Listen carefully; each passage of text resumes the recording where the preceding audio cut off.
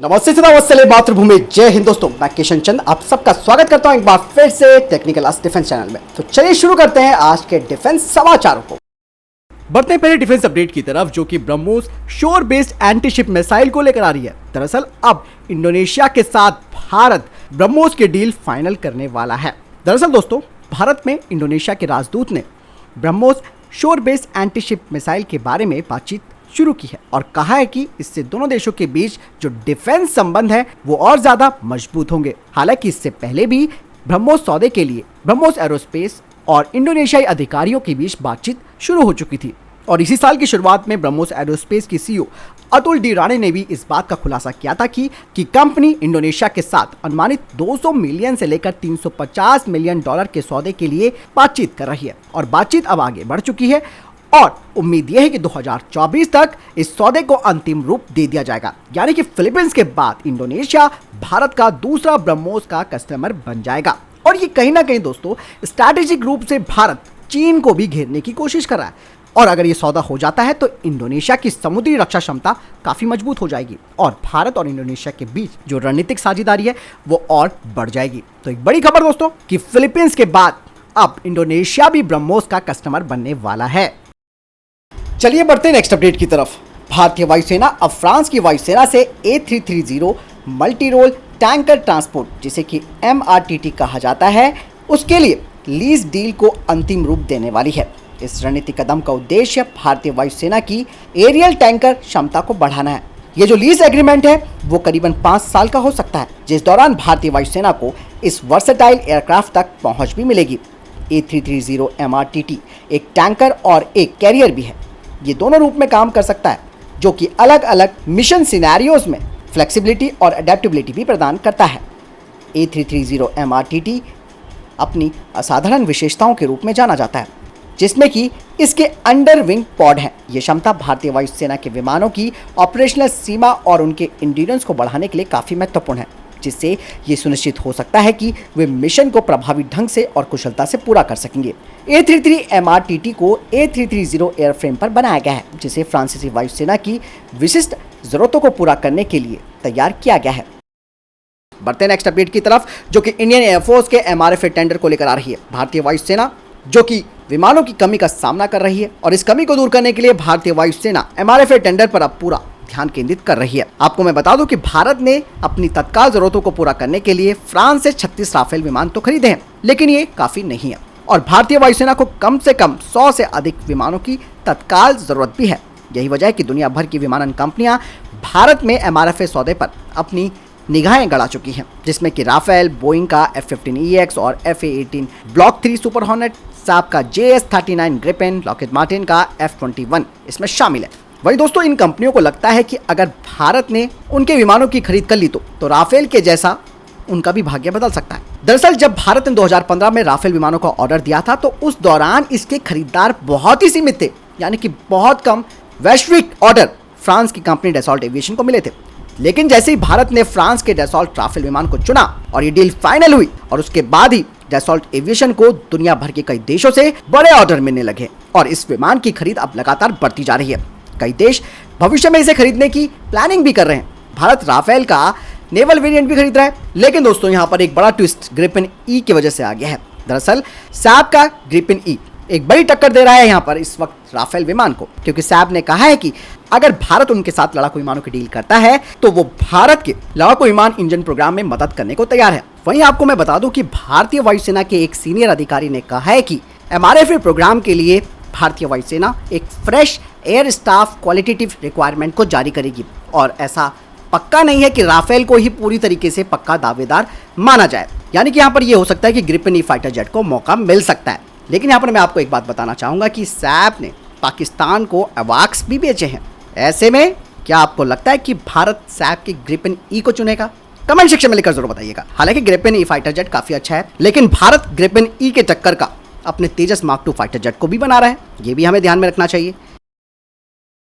बढ़ते next update की तरफ। दोस्तों, जेन टेक्नोलॉजी को एक बड़ा ऑर्डर मिला है जो कि 72.3 करोड़ रुपए का है, वो भी डिफेंस सिमुलेटर के लिए। और ये ऑर्डर दोस्तों भारतीय सशस्त्र बलों में कर्मियों को प्रशिक्षित करने के लिए डिजाइन किए गए सिमुलेटरों की आपूर्ति का है। दोस्तों यहाँ पे जेन टेक्नोलॉजी को 2 महीने के भीतर ही रक्षा मंत्रालय से ये दूसरा ऑर्डर मिला है। इससे पहले जून 2023 में कंपनी ने एंटी ड्रोन सिस्टम की आपूर्ति के लिए 202 करोड़ रुपए का ऑर्डर हासिल किया था। जेन टेक्नोलॉजी ने रक्षा क्षेत्र में हाई क्वालिटी वाले प्रशिक्षण सॉल्यूशंस और सिमुलेटर तैयार किए हैं और इन सिमुलेटर से भारतीय सशस्त्र बलों के प्रशिक्षण कार्यक्रम को और ज़्यादा बढ़ावा मिलेगा और इससे ये भी सुनिश्चित होगा कि जो हमारे कर्मी हैं वो हथियार और प्रणालियों की एक विस्तृत श्रृंखला के लिए अच्छी तरीके से तैयार हो सकेंगे और इस अनुबंध यानी कि इस कॉन्ट्रैक्ट को पूरा करने की जो समय सीमा है वो 12 महीने है। चलिए बढ़ते हैं नेक्स्ट अपडेट की तरफ। दोस्तों, उत्तम रडार अपने सभी विकासात्मक परीक्षण पूरे कर चुका है, जिसके बाद डीआरडीओ के electronics and radar development establishment और एचएएल और साथ ही जो इंडस्ट्रियल पार्टनर्स हैं उन्होंने एक एग्रीमेंट पर भी साइन किया है इसके उत्पादन यानी कि प्रोडक्शन के लिए। दरअसल जो तेजस मार्क 1A फाइटर जेट्स हैं वो 2024 से भारतीय वायुसेना में शामिल होने लगेंगे, लेकिन शुरुआती तेजस मार्क 1A फाइटर जेट्स में इजरायली एल्टा 2052 रडार लगा होगा, लेकिन जो उत्तम रडार से लैस यूनिट्स हैं वो 2026 से रोल आउट होंगी और 21वें तेजस मार्क 1A फाइटर जेट्स पर उत्तम रडार इंटीग्रेटेड होकर आएगा।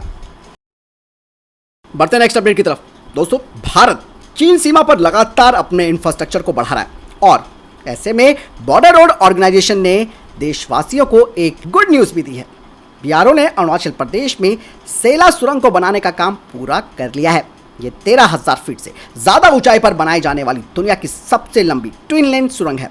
इस सुरंग का फायदा स्थानीय लोगों को तो मिलेगा ही, साथ ही इसकी मदद से तवांग में बॉर्डर पर हथियारों और सैनिकों की तेजी से तैनाती भी की जा सकेगी। प्रोजेक्ट से जुड़े अधिकारियों ने कहा कि बादल फटने और लैंडस्लाइडिंग से एक संपर्क मार्ग क्षतिग्रस्त हो जाने की वजह से सेला सुरंग परियोजना पूरी होने में कुछ अधिक समय लगा और यहां करीबन 4 हफ्ते के अंदर काम पूरी तरीके से खत्म हो जाएगा। एक अन्य अधिकारी ने यह भी कहा कि डिफेंस मिनिस्ट्री सेला सुरंग के उद्घाटन के लिए प्रधानमंत्री मोदी से समय मांगेगी।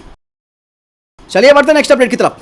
दोस्तों, पाकिस्तानी नौसेना का एक हेलीकॉप्टर एक नियमित प्रशिक्षण उड़ान के दौरान दुर्घटनाग्रस्त हो गया, जिसमें सवार सभी लोगों की मौत हो गई। ये घटना दक्षिण पश्चिमी बलूचिस्तान प्रांत के तटीय शहर ग्वादर में हुई है।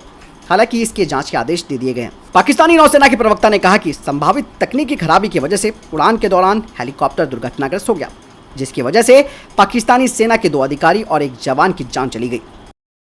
बढ़ते नेक्स्ट अपडेट की तरफ। दोस्तों, भारतीय वायुसेना चीन और पाकिस्तान से लगती सीमा पर एक बड़ा अभ्यास शुरू कर चुकी है। वायुसेना के सबसे बड़े पश्चिमी वायुसेना कमांड का ये सालाना अभ्यास 14 सितंबर तक चलेगा। राजस्थान, पंजाब, हरियाणा, हिमाचल प्रदेश, जम्मू कश्मीर और लद्दाख में वायुसेना के एयरक्राफ्ट अपनी तैयारियों को परखेंगे। भारतीय वायुसेना के राफेल, सुखोई, मिग-29, जागुआर, मिराज और तेजस सीमा पर गरजेंगे। यही नहीं, इसके अलावा वायुसेना के ट्रांसपोर्ट विमान C-130, C-17, इसके अलावा अटैक हेलीकॉप्टर अपाचे, चिनूक भी अपना दमखम दिखाएंगे। वहीं आसमान में ईंधन भरने वाले विमान से लेकर निगरानी करने वाले अवाक्स भी इस अभ्यास में हिस्सा ले रहे हैं। यानी इसके अलावा सैटेलाइट के जरिए अभ्यास की बारीकियों पर नजर भी रखी जाएगी, तो वहीं जमीन से हवा में मार करने वाली मिसाइलें भी अपनी ताकत दिखाएंगी। बढ़ते नेक्स्ट अपडेट की तरफ। दोस्तों, चांद पर विक्रम लैंडर अब स्लीप मोड में चला गया है। इस बारे में इसरो ने जानकारी दी है। इससे पहले पेलोड चास्टे और रंभा एलपी और इल्सा ने नई लोकेशन पर काम किया और धरती से डेटा रिसीव किया। अब पेलोड भी स्विच ऑफ हो गए, हालांकि लैंडर के रिसीवर्स काम कर रहे हैं। उम्मीद है कि 22 सितंबर को दोबारा ये अपना काम शुरू कर देगा। चंद्रयान 3 के विक्रम लैंडर ने चांद की सतह पर दोबारा लैंडिंग की। इसरो ने कहा कि लैंडर को 40 सेंटीमीटर ऊपर उठाया गया और 30 से 40 सेंटीमीटर की दूरी पर उसे सुरक्षित लैंड करा दिया गया। इसे हॉप एक्सपेरिमेंट यानी कि जंप टेस्ट कहा जाता है। इसरो ने कहा कि लैंडर को ऊपर उठाने से पहले उसके रैम्प, पेलोड चास्टे और इल्सा को फोल्ड किया गया। दोबारा सफल लैंडिंग के बाद सभी उपकरणों को पहले की तरह सेट कर दिया गया। यह एक्सपेरिमेंट 3 सितंबर को किया गया। इसका मकसद फ्यूचर ऑपरेशन को सुनिश्चित करने और सैंपल वापसी को नई उम्मीद देना है। और प्रज्ञान रोवर ने भी दोस्तों अपना काम पूरा कर लिया है। इसे सुरक्षित रूप से पार कर स्लीप मोड में डाल दिया गया है और इसमें लगे दोनों पेलोड एपेक्स और LIBS दोनों बंद है। बैटरी भी पूरी तरीके से चार्ज है। चलिए बढ़ते नेक्स्ट अपडेट की तरफ। दरअसल दोस्तों, पाकिस्तानी खुफिया एजेंसी ISI हेरोइन और हथियारों की तस्करी के बदले में भारत के सैन्य ठिकानों की जानकारी जुटा रही है।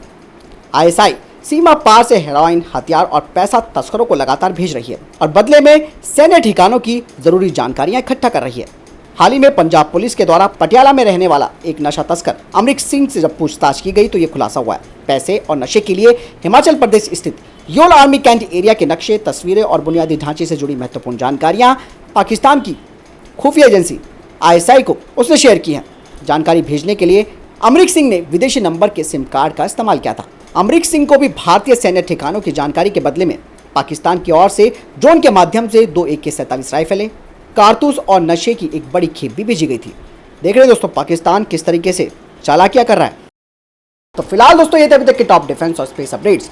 वीडियो के संबंध में कोई प्रश्न, जवाब या आपका कोई सवाल है कमेंट सेक्शन में लिखकर जरूर पूछ सकते हैं। मिलता हूं नई जानकारी के साथ। चैनल सब्सक्राइब करना ना भूलिएगा। जय हिंद, वंदे मातरम।